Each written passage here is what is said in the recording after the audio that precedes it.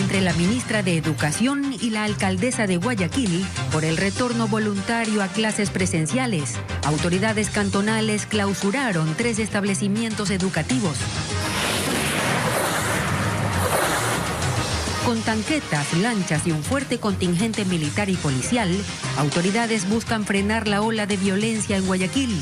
El general Carlos Cabrera, nuevo comandante general de policía, anuncia la llegada de más uniformados.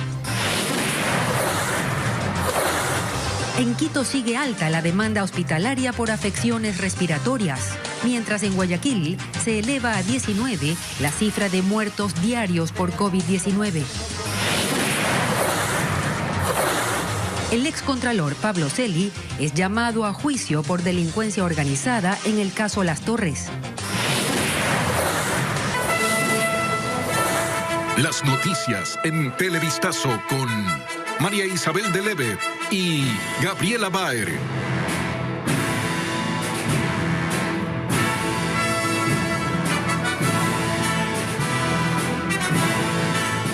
Hola amigos, listos con las noticias de la hora. La semana abrió con polémica y pugna de poderes en Guayaquil tras la autorización ministerial de retorno voluntario a clases presenciales. El municipio clausuró los planteles que permitieron este lunes el ingreso de alumnos. Hola Gaby, ¿qué tal? Hola María Isabel, amigos, bienvenidos. La ministra de Educación y el gobernador del Guayas recorrieron varios establecimientos en donde fueron recibidos por estudiantes y profesores. Pero como nos informa Merlin Ochoa, a esos lugares también llegó la autoridad municipal. Eran las 7 de la mañana de este lunes cuando la ministra de Educación llegó al Colegio Fiscal Guayaquil en el centro sur de la ciudad. Ahí la esperaban cerca de 30 alumnos y decenas de docentes para así iniciar el retorno voluntario a las clases presenciales que autorizó el fin de semana el COE Nacional. Son los padres de familia los que deciden si es que sus hijos asisten de manera presencial o continúan a distancia. Hay una decisión nacional, pero también hay una disposición cantonal en ese sentido que prevalece. Hay competencias que recaen en el COE Nacional y competencias que recaen en el COE cantonal. En el caso de educación. La educación es una competencia del COE Nacional. A la misma hora arribaron las autoridades municipales, pues en Guayaquil el Cabildo no autorizó que los estudiantes vayan a las aulas. Quienes incumplan esa medida tendrán una sanción de 7 salarios básicos unificados y serán clausurados por 30 días. Una vez que concluya las clases el día de hoy, procederá a clausurar y eso es lo que le quiero notificar a la señora rectora en este momento. Pese a ello, la ministra y el gobernador del Guayas recorrieron varios planteles en donde fueron recibidos por alumnos y profesores. Por su parte, el municipio confirmó que todos los establecimientos que permitieron el ingreso de estudiantes serán clausurados. ¿Qué hacen los rectores cuando hay 2 disposiciones de autoridades? Lo que tienen que hacer es seguir dando clases de la manera que se ha venido dando, que es unas clases virtuales. Estamos en un periodo invernal con otras enfermedades tropicales de la época y tenemos un alto índice de contagio, de ocupación de camas UCI y de fallecidos en la ciudad de Guayaquil. Pero la ministra puntualizó que en la ciudad el 50% de los planteles tienen la infraestructura y las medidas de bioseguridad adaptadas para disminuir los riesgos de contagios. Porque ya podemos constatar los grandes daños irreparables que tenemos en los jóvenes y en los niños. Para darles una cifra que a nosotros nos preocupa mucho, hemos tenido más muertes por suicidio en jóvenes que por COVID. Durante el cierre de este reportaje, las autoridades del Cabildo empezaron la clausura de al menos 3 planteles fiscales, entre ellos el Colegio Guayaquil, en donde la ministra reaperturó el inicio del retorno voluntario a las clases presenciales. El COE Nacional aún no se pronuncia. Mientras tanto, en Quito, en medio del distanciamiento, la desinfección y toma de temperatura, estudiantes regresaron a clases presenciales voluntarias pese al rebrote de contagios por COVID-19 señalado por los médicos. En la capital se proyectó el retorno de 200.000 estudiantes. Fabiola Santana nos informa ahora desde el Colegio Mejía. Según autoridades de educación, más de 1 millón de estudiantes de 11.000 planteles educativos regresaron a clases presenciales voluntarias. El aforo en cada aula depende del color de semáforo en cada cantón. Les ampliamos en la siguiente nota. En Quito, los estudiantes del Colegio Mejía hicieron filas procurando el distanciamiento. Se les tomó la temperatura, desinfectaron sus manos y solo en ese momento se les autorizó ingresar a las aulas. Los alumnos se mostraron optimistas y reconocieron limitaciones en las clases virtuales. La verdad, el aprendizaje fue muy escaso. La mayoría de estudiantes podríamos decir que se retiraron de la educación debido a que no tienen los recursos necesarios. El rector de esa institución reconoció el interés de los padres de familia para enviar a sus hijos a las aulas, pues de 5.000 estudiantes, 1.200 retomaron las actividades presenciales. Dijo que es un lugar seguro, pues en los últimos meses solo han registrado un caso de COVID-19. Y obviamente al comienzo fueron pocos los estudiantes, 350, pero a medida que ha ido pasando el tiempo, los padres han ido solicitando poder asistir a clases presenciales. El Ministerio de Educación tenía previsto el retorno de 200.000 estudiantes en Quito, tomando en cuenta que de las 1.400 instituciones educativas, el 76% están autorizadas para el regreso presencial voluntario. Y esto implica que cada institución tiene una realidad diferente. Las autoridades de las instituciones educativas saben que el retorno es absolutamente voluntario para las familias. Estas familias pueden decidir si envían o no a sus hijos a clases. A nivel nacional se proyectó el retorno de más de 1 millón de estudiantes. Más del 70% de ellos ya están vacunados. En Quito se ha cubierto al 90% de esa población. A finales de este mes, las autoridades se volverán a reunir para actualizar las decisiones en torno a la educación presencial. Es lo que podemos informarles hasta el momento. Buenas tardes. Muchísimas gracias, Fabiola, por ese reporte. Expertos consultados por Ecuavisa consideran que el COE nacional se apresuró en cambiar a amarillo el semáforo epidemiológico de la mayoría de cantones del país. Sostienen que la meseta de contagio de la variante Omicron podría llegar recién la próxima semana. Paul Romero reporta también que esta mañana decenas de personas salieron en busca de atención médica. Según las autoridades sanitarias, el pico de contagios con la variante Omicron de COVID-19 se alcanzó la semana pasada en todo el país y por esta razón se bajaron las restricciones. En 7 días, de 193 cantones en semáforo en rojo por la pandemia, se bajó a 13. Fernando Sempertegui, rector de la Universidad Central y epidemiólogo, consideró una decisión apresurada del COE nacional. Tal vez habría sido conveniente darse un tiempo adicional, tal vez una semana más antes de cambiar las alarmas, digamos así. Pero puesto que el cambio ya se ha producido, entonces hay que aplicar con severidad los aforos y otras recomendaciones que el COE nacional ha determinado. En esto coincide Patricio Rojas, experto en microbiología de la Universidad San Francisco de Quito. Es complicado entender por qué se hizo este cambio de una semana a otra y teniendo en cuenta que los reportes en la mayoría de los hospitales es que siguen recibiendo pacientes, las UCIs están ocupadas todavía.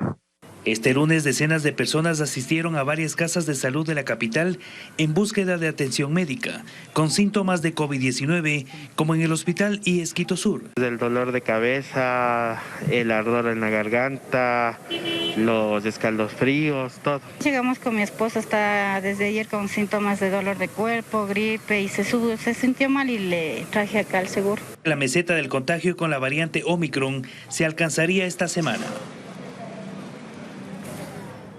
Guayaquil continúa en alerta nivel 3 ante el aumento de casos de COVID-19, muertes por esta enfermedad y hospitalizaciones. Por ello, las autoridades locales mantienen las medidas dictadas como son la restricción de aforo, la suspensión de clases presenciales. Revisemos algunas cifras de cómo está la situación epidemiológica hasta el momento. Esta mañana la alcaldesa Cintia Viteri publicó que las muertes diarias por COVID-19 subieron de 5 a 19 en las últimas 3 semanas. Asimismo, se reporta un promedio diario de 1.181 contagios de coronavirus en la ciudad. En cuanto a la situación hospitalaria, se reporta una ocupación de 265 camas en unidades de cuidados intensivos, mientras que en hospitalización hay un total de 485 camas ocupadas. Otra de las cifras preocupantes es la de niños contagiados con COVID-19 en la ciudad. Al momento, las autoridades registran 10 menores de edad en unidades de cuidados intensivos, mientras que otros 40 están están en el área de hospitalización.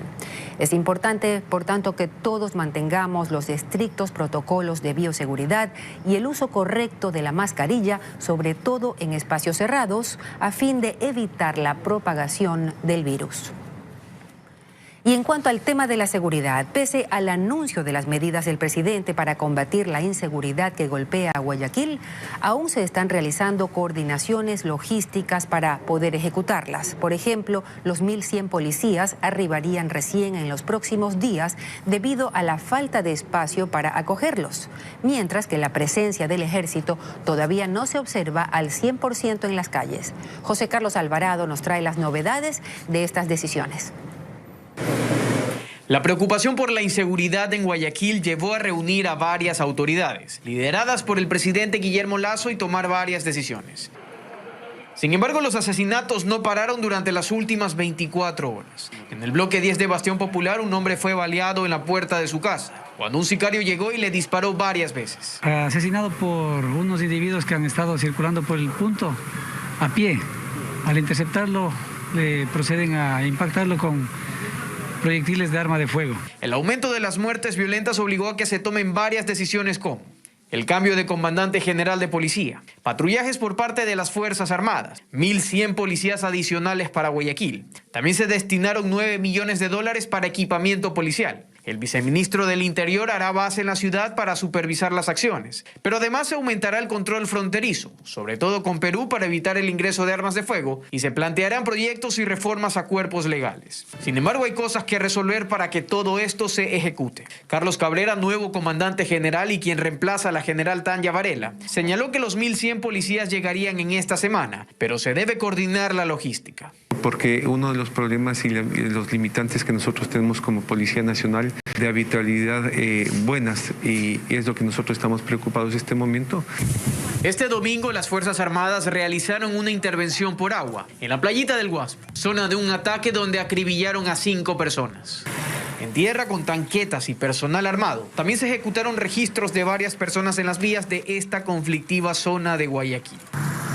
La presencia militar aún no está al 100% en las calles, pero este lunes se pudo observar un operativo militar en el sector de Sauce 6, en el norte de la ciudad, donde los uniformados buscan armas de fuego y más a quienes circulaban por la vía. Inteligencia de las Fuerzas Armadas ha visto los puntos más conflictivos de alto riesgo y nos mandan acá a realizar estos controles a fin de minimizar estos puntos de riesgo para la ciudadanía. Las autoridades y la ciudadanía esperan que en las próximas horas haya más presencia de la fuerza pública, patrullando todas las calles del puerto principal.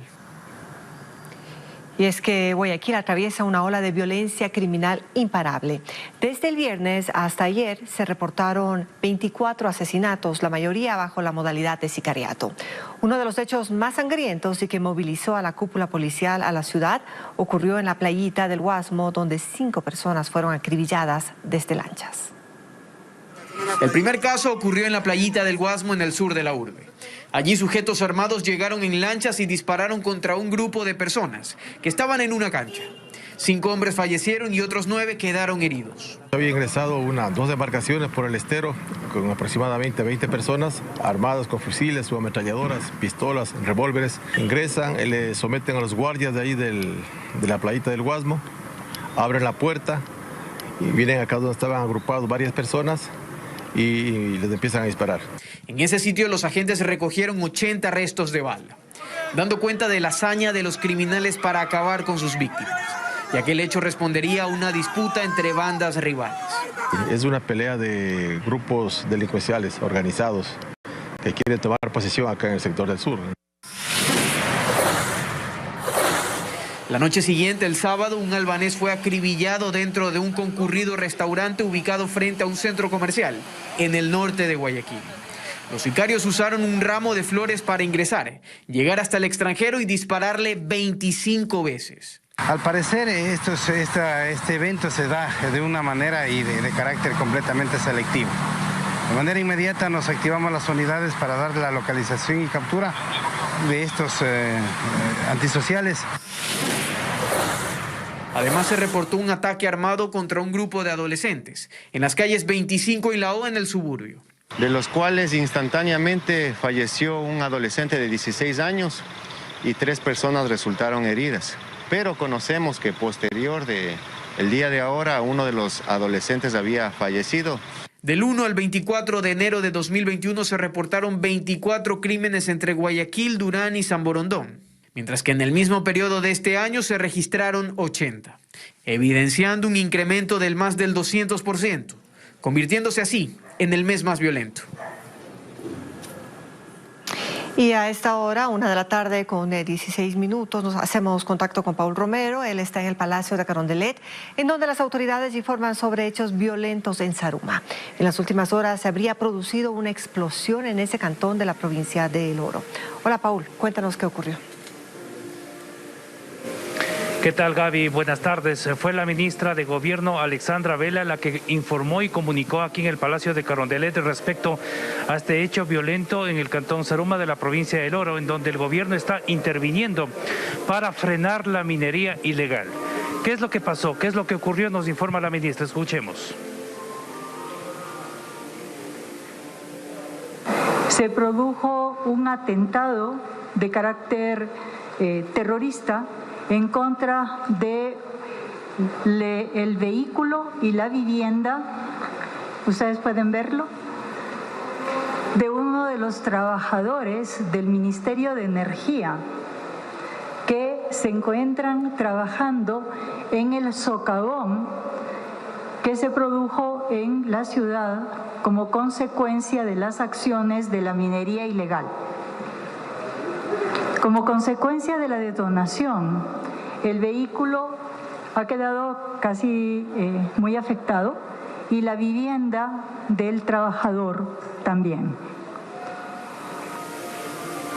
Según la ministra, son hechos que intentan atemorizar a las autoridades, en este caso también al gobierno nacional, porque está interviniendo de manera directa en el sector de Zaruma, sobre todo en las bocaminas en donde se han encontrado debajo de las viviendas, y este trabajo empezó una vez que se encontraron varios socavones que van hundiendo a este cantón de la provincia de El Oro. Ustedes observan en las imágenes, así quedó el vehículo y parte también de la vivienda de este trabajador del Ministerio de Energía, que durante todos estos días han estado trabajando de manera directa tanto con la Policía Nacional como también con personal de las Fuerzas Armadas, del Cuerpo de Ingenieros del Ejército, que son los encargados en este caso para cerrar las bocaminas. La ministra también informó de algunos hechos importantes, por ejemplo, que van a buscar la cooperación tanto con Perú, también con Colombia,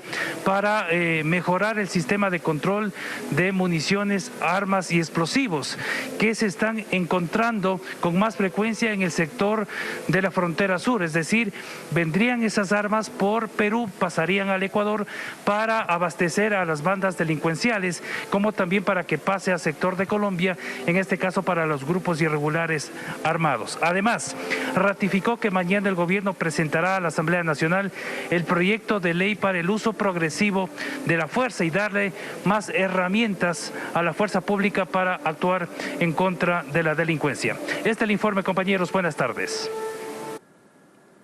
Continuamos. El excontralor Pablo Celi, el exgerente de Petroecuador Pablo Flores y 11 personas más enfrentarán un juicio penal por presunta delincuencia organizada. Así lo decidió el juez de la Corte Nacional, Felipe Córdoba, como nos informa Jacqueline Rodas. La decisión se esperaba desde el pasado 16 de diciembre, cuando el juez Felipe Córdoba entró en deliberación, y este lunes anunció que hay elementos suficientes para presumir que se cometió el delito de delincuencia organizada y dictó auto de llamamiento a juicio para los 13 procesados, entre ellos el excontralor Pablo Celi y el exgerente de Petroecuador Pablo Flores, a quienes la Fiscalía identifica como líderes de una organización criminal. Así reaccionaron los abogados de Celi y Flores al conocer que irán a juzgamiento. El juez está fundamentando la acusación a Pablo Celi en chats de terceras personas, donde que Pablo Celi no tuvo nunca ni siquiera la oportunidad para contradecir si es que era o no el uso del nombre de él. Entonces no se puede establecer una responsabilidad cuando terceras personas utilizan el nombre de uno, ¿no? Lamentablemente, en nuestro sistema de justicia, la etapa preparatoria de juicio, que es la que encontramos hoy día, se ha convertido prácticamente en un trámite, ¿no es cierto? ¿Por qué? Porque los jueces generalmente ante la acusación de la fiscalía suelen aceptar la tesis de fiscalía y pasar, ¿no es cierto?, a autorizar para que vayamos a la audiencia de juicio. Entonces, realmente nosotros estábamos preparados para aquello y realmente es en la audiencia de juicio en donde nosotros esperamos pues que con la práctica de las pruebas se pueda resolver este caso en derecho. La fiscal general Diana Salazar sostiene que entre 2017 y 2020 se conformó una organización delictiva de alto nivel que actuó desde la Secretaría de la Presidencia de la República, la Contraloría General del Estado y Petroecuador para beneficiarse de coimas a cambio de desvanecer glosas de la empresa No Limit, contratista de la estatal petrolera, y liberar pagos pendientes. Ahora el caso pasará a conocimiento de un tribunal de la Corte Nacional de Justicia que fijará fecha para la audiencia de juicio. Los autores enfrentan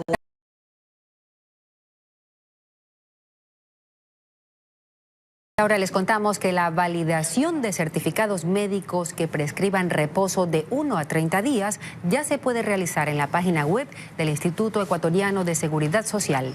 Esto con la finalidad de evitar las largas filas y aglomeraciones que fueron evidentes en días pasados en las dependencias de la institución.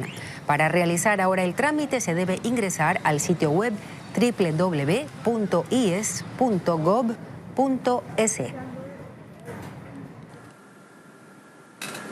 La ministra de Salud, Jimena Garzón, compareció ante la Asamblea de forma virtual, pues se encuentra aislada tras dar positivo para COVID hace algunos días. Patricio Díaz nos cuenta que la funcionaria informó que no hay lista de espera en los hospitales del ministerio. Sin embargo, en el IES, las Fuerzas Armadas y la policía hay 45 personas esperando por una cama en UCI y 2 más en el sector privado. La ministra de Salud compareció ante la Asamblea por varios temas, entre ellos la situación del COVID en el país. Dice que la ocupación de camas en UCI en los hospitales de su ministerio está en el 81%. No tenemos en el Ministerio de Salud Pública listas de espera, me fue confirmado el día de hoy. Y que entre los hospitales del IES, de las Fuerzas Armadas y la policía, la ocupación de UCI llega al 71%. Sin embargo, en estos centros hospitalarios sí hay lista de espera, de los cuales 47 se encuentran en espera de camas de cuidados intensivos. Pero también respondió sobre el abastecimiento de medicamentos en los hospitales del ministerio. Dice que se llega ya a un 60.49%, cuando se habría recibido en mayo un abastecimiento en algo más del 52%. ¿Qué sabemos nosotros subirá hasta el 75 u 80% al final del mes de febrero y seguiremos abasteciendo en nuestros hospitales hasta lograr el mayor porcentaje posible? Estas comparecencias fueron ante la Comisión de Salud de la Asamblea. Un corte de electricidad afectó por varias horas al Hospital del Seguro Social Teodoro Maldonado Carbo en el sur de Guayaquil. El problema generó aglomeraciones de pacientes en los exteriores, pues la interrupción hizo caer el sistema del área de laboratorios. Fernando Terranova nos muestra la situación. Porque no hay luz en el hospital. Pasillos a oscuras en medio de la inconformidad de familiares de pacientes. Son las inmediaciones del Hospital del Seguro Social Teodoro Maldonado Carbo, que sufrió un corte de energía eléctrica desde las 2 de la madrugada de este lunes. Tenga la mavia en columna, se le va a ayudar, pero por favor no se tengan aquí. Ya por la mañana hubo una larga fila de pacientes que buscaban hacerse pruebas de COVID-19, radiografías y demás exámenes, pues el corte hizo caer el sistema de los laboratorios. Venía a hacerme un examen del COVID, pero no están atendiendo, no hay sistema. En un hospital de tercer nivel que no haya luz, es inaudito. El director asistencial de la Casa de Salud, Ricardo Miranda, dice que las citas serán reprogramadas. En este sector de toma de muestras no tenemos todavía energía, entonces se les ha solicitado que se les reprogramaría la toma de muestras en los días subsecuentes. ¿Cuál fue la explicación que dio la dirección de la Casa de Salud? Pues no solo fue un problema eléctrico, fueron 2. y se trata de un cortocircuito en la subestación eléctrica que queda en el ala sur del hospital. Sin embargo, también experimentamos una sobrecarga en uno de los generadores que se prendieron inmediatamente después del apagón. También se postergaron cirugías programadas por falta de aire en los quirófanos, pero el funcionario sostiene que no se afectaron las áreas de emergencia y de COVID-19. Estas últimas están al 100% de su capacidad. Gracias a Dios no hubo ninguna vida o situación mayor que lamentar.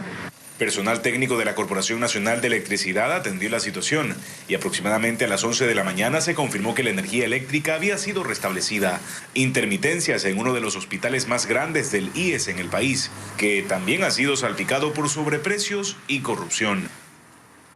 Continuamos. La violencia sigue ganando terreno en la provincia de Sucumbíos. 2 nuevos ataques armados dejaron 5 muertos en 2 barrios de Lago Agrio. De momento, la policía ha preferido evitar declaraciones sobre estos hechos. Nuestra corresponsal Viviana Chica con el reporte.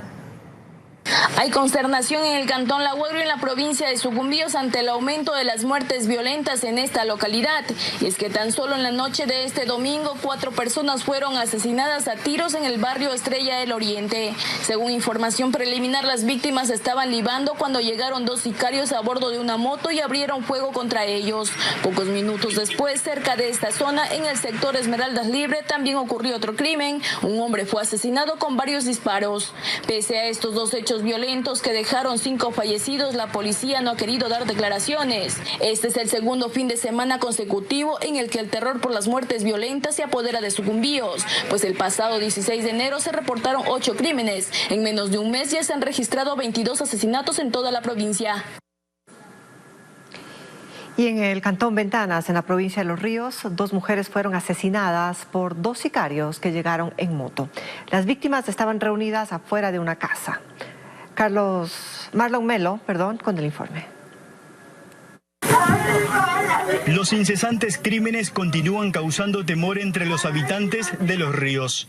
Esta vez fue el cantón Ventanas, donde los disparos encendieron las alarmas, pues allí 2 mujeres fueron asesinadas. El ataque sucedió cuando las víctimas estaban reunidas con un grupo de personas afuera de una casa en el sector 20 de noviembre, hasta donde llegaron 2 sicarios en una motocicleta y les dispararon por varias ocasiones. La policía investiga si las fallecidas eran el objetivo de los sicarios. Los disparos a una persona, pues lamentablemente muere por un disparo en la espalda y otra persona por 2 disparos en el tórax. ¿El ataque fue dirigido a las mujeres específicamente? Se presume que no fue dirigido a estas personas, pero en el transcurso de la investigación pues se va a determinar cuál fue el móvil. Familiares de las víctimas aseguran que las mujeres intentaron evitar ser alcanzadas por las balas, pero no lo lograron. Varios moradores del sector 20 de noviembre atraparon a 3 menores de edad sospechosos de cometer los asesinatos. La multitud enardecida estuvo a punto de linchar a los aprehendidos. De cierta manera produjo algunos golpes a estas personas que fueron aprehendidas. La madre de uno de los menores negó que su hijo haya participado en el violento hecho. Y ellos no lo han encontrado con armas ni con evidencias que ellos han muerto a esas chicas, no, en ningún momento. Por ahora, los 3 menores de edad permanecen detenidos y están a la espera de la audiencia de formulación de cargos. El cuerpo del pequeño Derek Pinargote, el tercer niño con atrofia muscular espinal y que se convirtió en símbolo de lucha por conseguir la medicina más cara del mundo, llegó esta madrugada a Portoviejo, donde será sepultado. Karen Ceballos con más detalles. En medio del dolor de sus familiares, arribó a Portoviejo el cuerpo de Derek Pinargote, el pequeño de 1 año 2 meses de edad que padecía atrofia muscular espinal. A las 3:30 de esta madrugada, los padres de Derek llegaron desde Quito con el ataúd hasta la sala de velación. El pequeño murió la noche del sábado y el domingo su madre publicó en redes sociales detalles de los últimos días de la vida de su hijo y algunas conmovedoras fotografías. Es que la historia de Derek tocó las fibras más sensibles de los ecuatorianos. De él se conoció en abril del 2021 cuando su mamá pidió colaboración económica para juntar $2 millones y adquirir la dosis de Zolgensma que necesitaba para su desarrollo. Derek recibió la medicina más cara del mundo en octubre pasado. El Estado gestionó su adquisición. Ay, un gordito tan lindo que nunca lo voy a olvidar. Mi nieta luchó bastante por su hijo. El velorio de Derek se desarrolla en Puerto Viejo y sus padres indicaron que por el momento no darán declaraciones. El sepelio se realizará a las 12 del día de este martes. Seguimos en Tungurahua. Las casas de salud empiezan a llenarse de pacientes con síntomas de COVID-19. Como nos informa Fabián Villa, la mayoría de los contagiados son personas que no han recibido su vacuna o solo cuentan con una dosis. Aumento de casos de coronavirus alerta a autoridades de salud de la provincia de Tungurahua. Así lo da a conocer la coordinadora zonal de salud, Andrea González. Tenemos un promedio diario de casos del 112%, lo que nos hace unas cifras bastante alarmantes. Como ya lo nombré, tenemos una elevación de la curva a 90 grados. Las unidades de cuidados intensivos de las dos casas de salud Centinelas de Tungurahua empiezan a llenarse de pacientes positivos con COVID-19, al igual que las hospitalizaciones. A estos centros también acude la ciudadanía a realizarse pruebas para detectar si son portadores del virus. Tenemos el 88% de porcentaje de ocupación de camas en cuidados intensivos y del 70% de disponibilidad de camas en hospitalización. Sin embargo, comentar que la mayoría de los pacientes están en sus domicilios, son pacientes que están con dosis completas o 2 dosis y están con sintomatología leve o asintomáticos. Y los pacientes que están ocupando nuestras camas de hospitalización y cuidados intensivos son pacientes que no están vacunados o solamente están con una dosis. Para reducir los contagios, la provincia busca el apoyo de instituciones públicas y privadas para agilizar las campañas de vacunación. Por eso, que la ciudadanía sepa que las autoridades estamos unidas, que estamos trabajando en equipo, pero este equipo también lo conforma toda la ciudadanía. Mientras tanto, se está planificando el cierre de algunos servicios de atención de las dos casas de salud para así poder atender más pacientes con coronavirus. Amigos, así despedimos de esta emisión de Televistazo. María Isabel. Así es, Gaby. A las 19 horas, lo más destacado del día. Buenas tardes a todos.